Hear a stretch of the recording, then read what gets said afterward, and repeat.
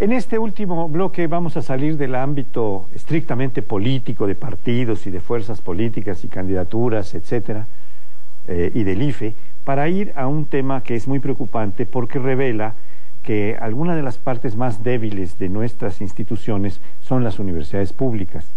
Hoy hay un reportaje que viene a 8 columnas anunciado en el periódico El Universal que habla de que 21 de las 40 y tantas universidades públicas de los estados están en una crisis, 10 de ellas muy severa y 11 en una crisis también dura, pero menos severa. Las primeras 10, la primera mitad está a punto de tronar. Ambas están teniendo problemas muy serios por el asunto de los pensionados.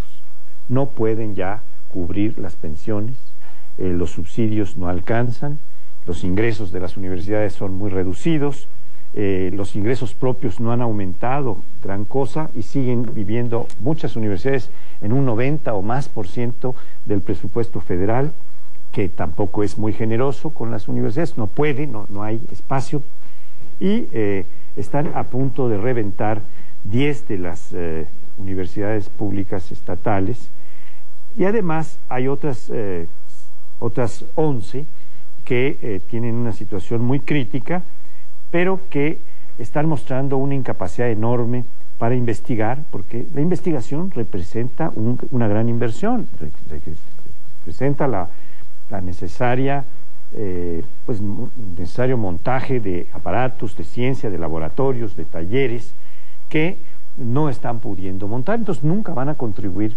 con un porcentaje amplio de la investigación que el país requiere. Estamos ante un problema muy serio, probablemente a algunos no les interese, pero tener una educación pública que es la más proliferada a nivel superior, suficiente, no proliferada en términos de número, proliferada en números de alumnos y que atiende y sobre todo de bajos ingresos. Entonces es tener un problema grave de país, al menos yo lo veo así. Yo lo comparto plenamente, es un problema muy serio y diría que, bueno, podríamos a efectos analíticos plantearlo en dos vertientes.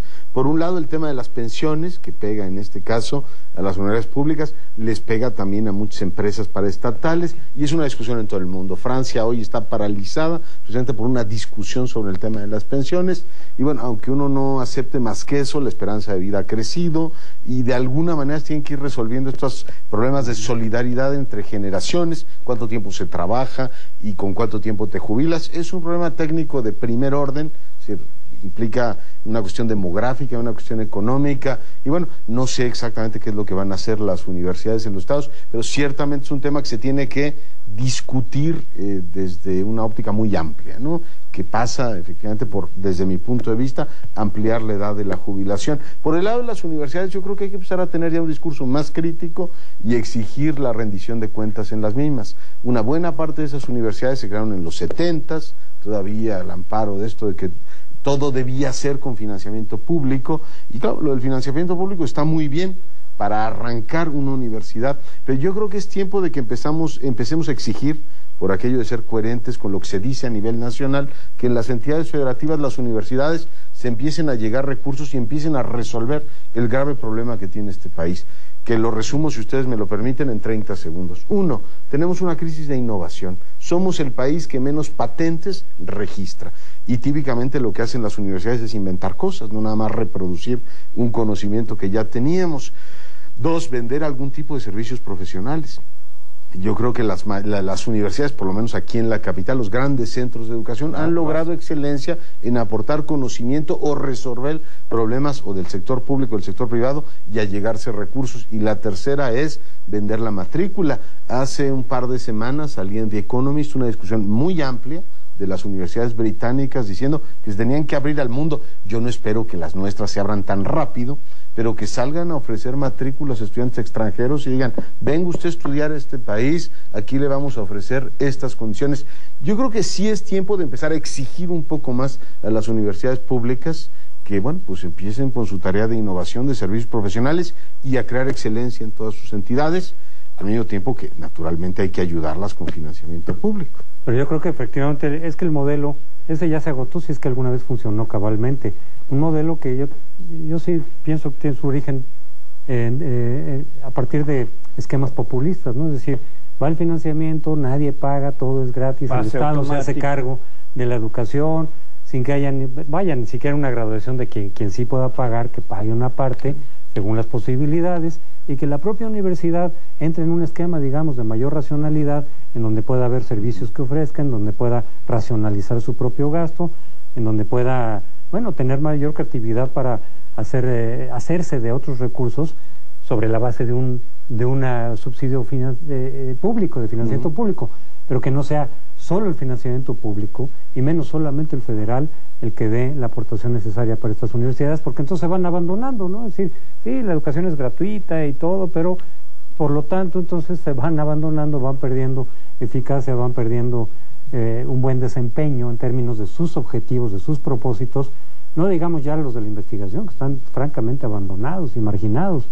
los esfuerzos de investigación ahí, sino incluso los de la propia docencia y la preparación de nuevos cuadros profesionales que requieren cada uno de los estados y el país en su conjunto. Porque también además viene el otro esquema, dentro de esta visión, el otro problema, dentro de esta visión populista de las universidades públicas está también la excesiva politización y en la mala acepción de la politización, o sea, no es solamente que los estudiantes, que bueno que así sea, estén muy interesados en la política y se movilicen y estén pendientes, no, me refiero a la politización en términos de los niveles de corrupción que se dan de parte de funcionarios de estas universidades en muchos casos. Digo, ha habido hace poco escándalos de exrectores a los que se les han encontrado una gran cantidad de propiedades.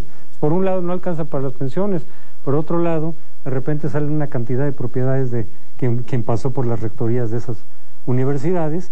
Y de la Sosa Nostra de Hidalgo. Sí, y del uso político de la propia universidad, que eso tampoco es típico de otros países donde las universidades, aunque sean públicas, no son una pieza del alfil del ajedrez político, sino que son universidades que tienen sus propios propósitos y están abocadas a esos objetivos. Sí, habría tanto que decir, me concentro en unos cuantos elementos. Primero, esta información que presenta el Universal es fruto de una auditoría ordenada por la Secretaría de Educación Pública. Y estamos hablando que el déficit que tienen el sistema de pensiones solamente de las universidades públicas es de cerca de 500,000 millones de pesos. Así que no estamos ante un problema menor, sino muy cerca de la quiebra técnica, virtual, frente a la cual el Estado simplemente ya no tiene dinero, ya no se ve de dónde pueda sacar para transferirlo y resolver el problema. Por tanto, en las 10 universidades que aparecen como muy críticas, en estado crítico, que ahí están representados desde Zacatecas, el Estado de México, es decir, Veracruz, hay gobernados por los diferentes partidos, van a tener que tomar medidas muy pronto, muy profundas, lo cual se añade otra fuente de tensiones regionales en este caso, porque ya sabemos que se modifican, se alteran las situaciones, se alteran las condiciones en las cuales operan ciertas instituciones y repercute en el tejido político. Y en ese sentido, un detalle: una de las universidades en estado más crítico es la del Estado de México.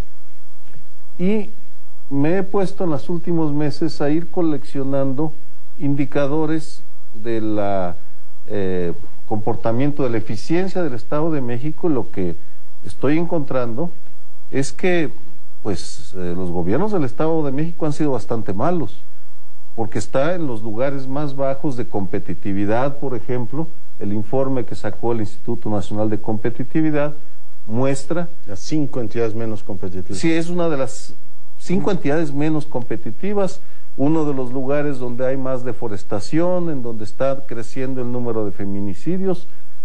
Sé que las elecciones tienen que ver más con imagen que con sustancia, pero llama la atención que el candidato mejor posicionado tenga un historial tan pobre que mostrar en su gestión como gobernante.